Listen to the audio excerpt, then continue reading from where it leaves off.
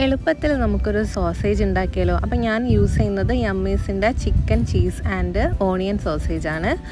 അപ്പോൾ സോസേജ് എടുത്തിട്ട് എന്ത് ചെയ്യണമെന്ന് വെച്ചാൽ ചെറിയ കഷ്ണങ്ങളാക്കിയിട്ട് കട്ട് ചെയ്തെടുക്കണം. നിങ്ങൾക്ക് മൊത്തമായിട്ട് എടുക്കാം. ചെറിയ കഷ്ണങ്ങളാക്കി കഴിഞ്ഞാൽ അതിൻ്റെ മസാല ഫ്ലേവർ നന്നായിട്ട് പിടിക്കും.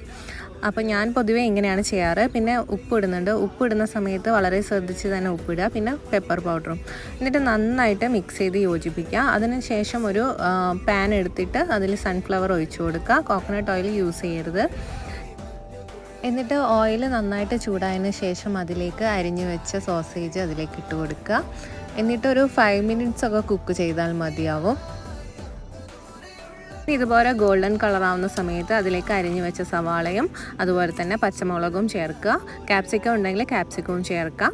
അപ്പോൾ ഇത്രയേ ഉള്ളൂ. വളരെ സിമ്പിൾ റെസിപ്പിയാണ്. ഈവനിങ് സ്നാക്കായിട്ടൊക്കെ യൂസ് ചെയ്യാം. വളരെ ടേസ്റ്റിയാണ്.